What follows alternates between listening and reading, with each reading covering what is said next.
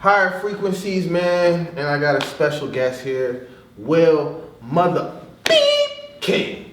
Hey. Welcome to the show, Mr. King.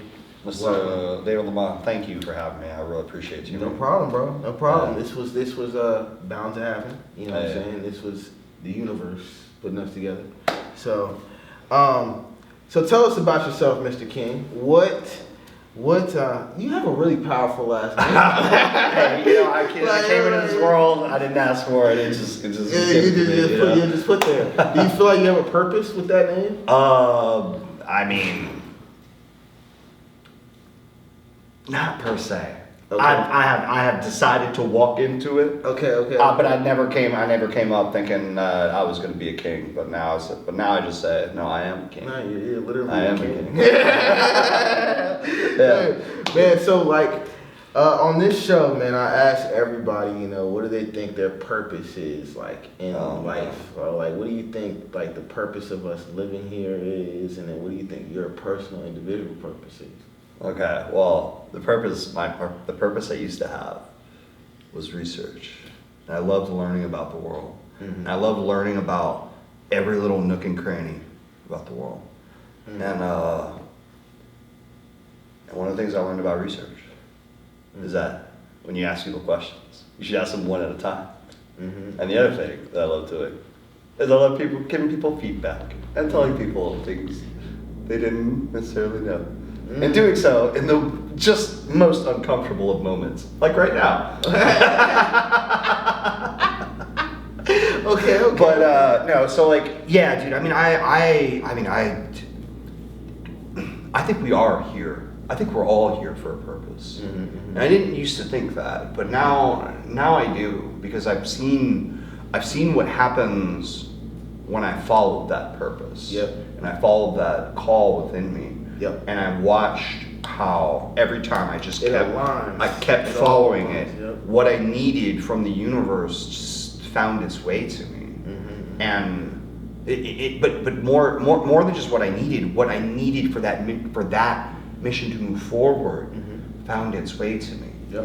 Yep. And it hasn't been like a straight shot. I guess when I first started listening to the call, my mom passed about 3 years ago, and I was just given this influx of just the ability to just fuck around and find out for a minute, mm-hmm. And good fucking Lord, man, it has been a trip, a literal trip, man. Yeah.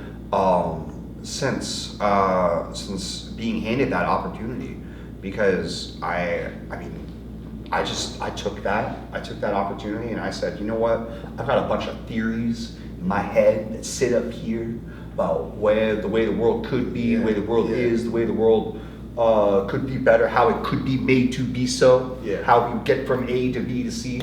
I want to get to Z, but we're all the way over here in C. Right.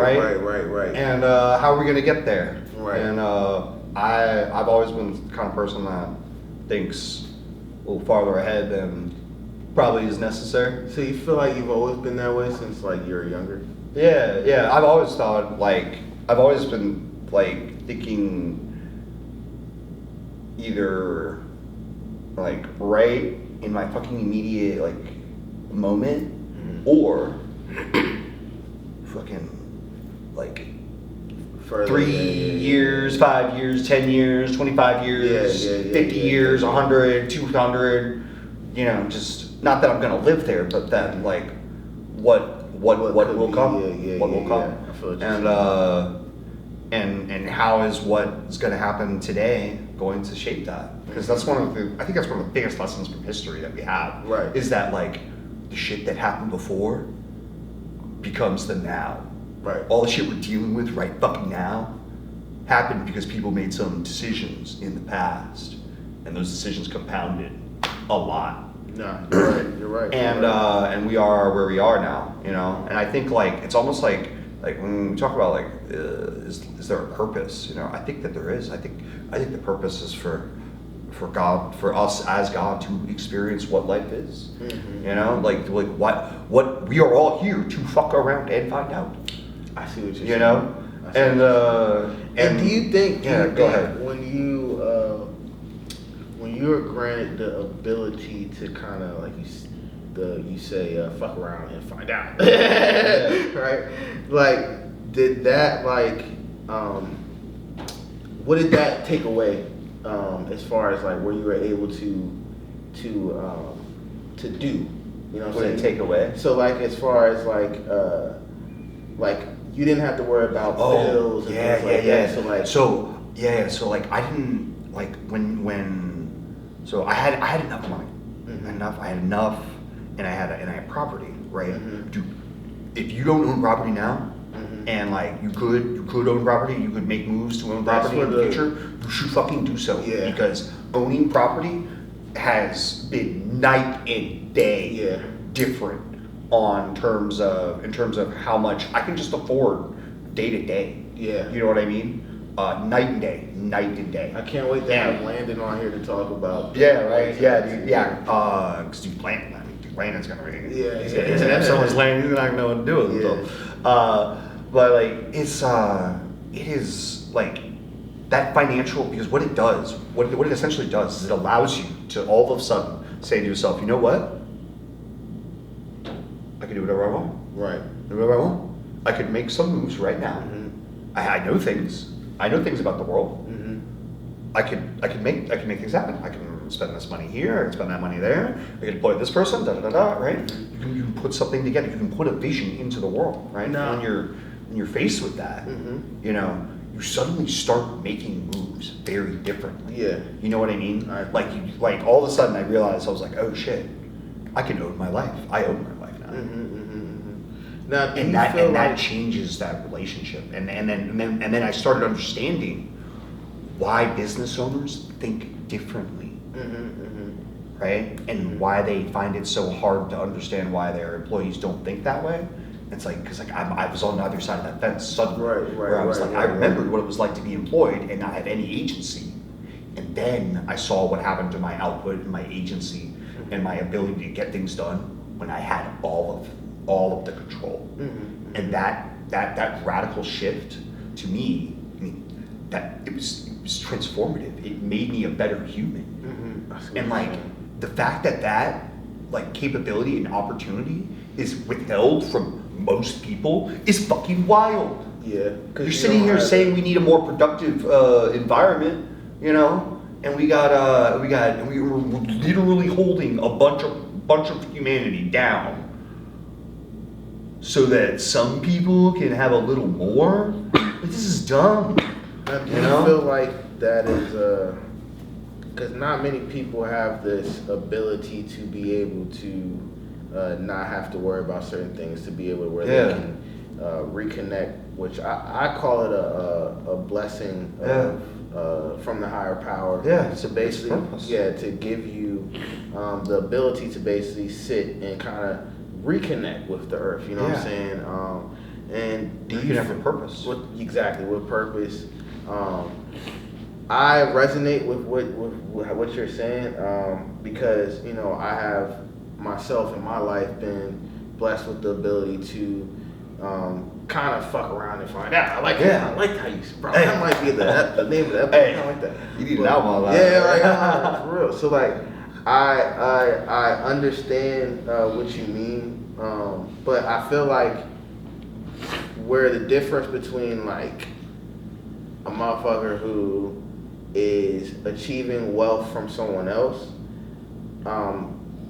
I feel like there's a purpose beyond that where you're not abusing that, but you're taking that forward, right? Yeah. And I feel like it's our job to take these blessings and to take these and make them, you know, not take advantage of them. Yeah. Not sit and be lazy, but to do philanthropy work, to do certain things that, like for example, like you know, in my situation, we take care of our family. Yeah. So you know, our family is majority well taken care of. You know what I'm saying? We have certain members that aren't able to sustain themselves, so we take care of them. You get what I'm saying?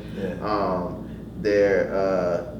And I feel like that's That's part of the universe. That's what the universe granted that ability. You know what I'm saying? But I feel like it's certain people don't really necessarily take wealth and they use it for like material things. Yeah, and it's so wild to me. Mm-hmm. It's so wild to me because I don't know what it is. I don't know what.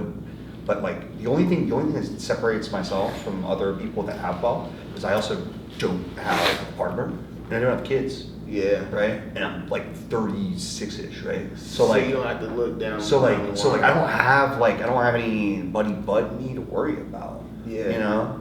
And I don't know if that was the factor that allowed me to just say like, you know what, I'm gonna do a bunch of things with this money that a lot of people are gonna disagree with and think it's like not a good use of that money. Yeah. But like you know, you were talking about planting. Like, I mean, to me, I just look at the seeds. They're just little seeds. Yeah, you plant. Yeah. You plant little seeds. Someone says they have a vision for something. You go. They know how to get that money back. For me, bro. In my situation, sure. I have time. I don't have access to amounts of money. Right, but I have time. Time is so powerful. And I realized one thing my grandfather told me before he passed. He was like, "You may not see it now, but I grant you access to time. You can do whatever the fuck you want to do, really. Time. You may not be able to ball out, but I'm gonna give you time to go change some lives." Dude. And I started realizing that's where all this starts to come into play. Where it's like, oh, go be creative, my son. Go be creative. You know what I'm saying? Yeah. Go help other people achieve their dreams. Yeah. Because a lot of people don't have the opportunity to go and be, and that's why I be so passionate about shit. Yeah, dude. That's why I treat this like it is my job. It is a job. Because other people they can't do it so easily. You know what I'm saying? Even to the if they could, they would. Bro, even to the point I think of things of like where I've been reckless with women.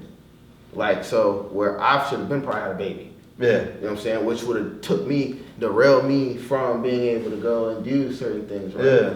But I feel like grace of God, it's like, yo, it's not your time. It's time. You got a whole purpose to do. Yeah. And all these things that are happening around me, they happen easy, like steps. Yeah. Like, it's just like, you just kind of you never just walk into a room and you just meet the person that just opens the door for you and it's just like, yo, all these doors just keep opening and you don't even know what you're really doing. And I feel like when you're walking like that in life, that's when things start to happen for you. Yeah, I agree. Yeah. And I think I always try to encourage people to just whatever their work, whatever makes them excited about life, like just hunt that. Hunt it. The best you can do. Doing it because it's like at the very end at the end of the day, at some point you can turn that thing into something that is sustainable. It doesn't necessarily even have to be where your money comes from. That's the thing is that like it can just literally be like how you get connected to the other. Like think about this. You got some artists out there who in the day job they do like I don't know, they work at a bank or something like as a teller or some shit, right? But they're never without a job ever. They get to do art all the time that they're not at that teller job, right? Yeah. But that teller job ain't that hard, right? But because they do all this fucking art. Yeah. The next time they need another teller job, they got it right lined up because they know so many people because they were able to turn what they do into something that benefits their community, themselves, and I think that when you do both things, it's better. all of the other need and necessities of life start coming together in ways that otherwise would have been closed off. You start finding if you had not stepped out into the world and done what it is that you want to do. And getting out of the rat race too, man. Because like I feel like we're so trained to once we start getting a certain level, we're so trained to. I think that rat race is going away, man. I don't think it's gonna be around anymore. Hopefully, but I still feel like we're in a society where people like to show off and we like to do certain things. Where like people will be like, well, you gotta wear your money if you don't look a certain way or right. That what I think what's gonna end up happening is like the nature of like labor and money is gonna just like we're just gonna wake up in a decade and we're gonna look around and be like, maybe money and wealth looks nothing like it did 10 years ago. I feel like that's what's gonna happen. Well, people are gonna start changing. You're gonna start seeing more wealthy people start being on farms and shit, which they are already. Yeah. Like, people just don't be realizing it, but like, most of the wealth don't look like wealth. Right. It's only the celebrities. The celebrities, which is not wealth. Those are the fucking workers. Yeah. Those work for the people like, you know what I'm saying, money, that have the money. The people that are fucking building buildings and shit. Like, I remember going to a dinner one time, my grandfather. It was one of his architect businesses in DC. And these guys, some of the shit they're talking about, bro, like they're talking about, like we're buying blocks and taking this block, moving these people out of this joint, putting a mall here, Jesus talking about Christ. 40 years of, bro, we're talking about generational wealth. These guys, like, the things that they're thinking in their head, it's different. You feel what I'm saying? Like, my grandfather was thinking about buying Jordans. He's thinking about, I'm about to buy this block. So now, when Jamari has kids, he can sell this or whatever. He can maybe you can stop people from, maybe you can stop gentrification here. Maybe, you know what I'm saying? Maybe some things maybe you can make some change here. But these little things that people start thinking like, oh, I'm not gonna just go spend money on to look a certain way. I'm gonna do things that are gonna impact things little bit by little. You know what I'm saying? I think that's the biggest change. But before we get out of here, I do want to ask you one other question, because we could probably talk for hours. We're gonna do another sit down at some point. What do you think? How do you think we ended up here? How do we end up here? Yeah. Oh, give me more context. So how do you think we ended up on Earth? Humanity on Earth? Yes. Okay, Yes, got yes. it. Okay. How do I think humanity ended up on Earth? I believe we evolved. I believe we evolved through the process of that life goes through from single cell organisms into us. I think that it is it's what was going to happen. You know, like in the sense that maybe we weren't gonna be these colors. Maybe we were gonna be these colors. And you're saying that it naturally. But there were gonna be bipedal things with brains. You know, there was gonna be a will-ish type entity at some point. Yeah, like I think one of the things I'm trying to teach people with this show is that we aren't it's gonna sound crazy, I always say that, but we're not our bodies and we're not. You know, we're essentially energy. We're essentially something that you can't, we can't necessarily explain it because our minds can't concept that, you know what I'm saying, just yet. And I think that's something I've talked about, some changing. I think that's what's changing in our brain a little bit. I think so too. I think these things are related. We're naturally starting to awaken, and little by little, these things are unlocking in our brain. Have you damn man, we could talk for hours, but have you watched it's a movie where the girl, she gets access to her brain. Oh yeah, is it Lucy? Yeah, bro, that movie right there gives you some clues on to what we really be on type shit. Like, you feel what I'm saying? Because I think the access that she got was if you were outside of your body, that's what you would be. You would essentially, like, remember, she at the end of the movie, she wasn't in. She was essentially here, like she said. I'm always here. Always there. We're all entities, bro. Like, it's the same thing as where I'm losing a lot of loved ones, but for some reason their energy is around.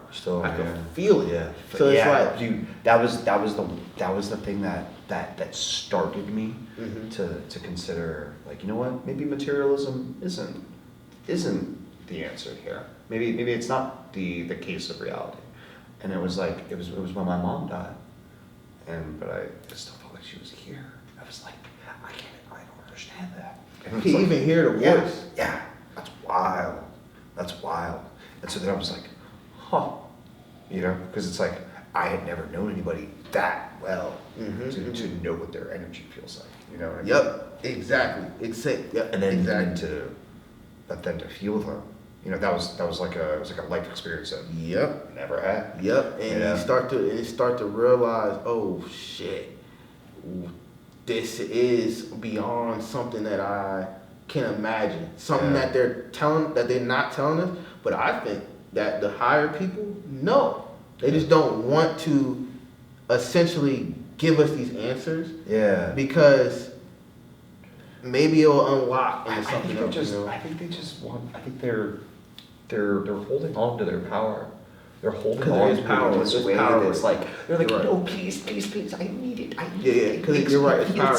Because at that point, but it's like, bro, you're just being childish. Yeah. Like what? And I think something happens when the more power that you are handed and that you allow to just like I think it does something to your heart.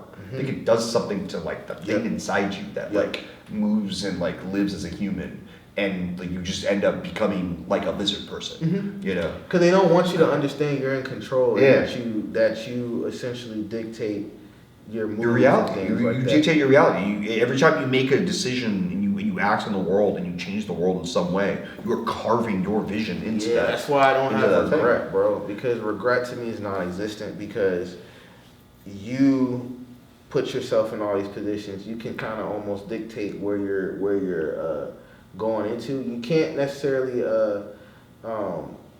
like, let's say you want to become a rapper.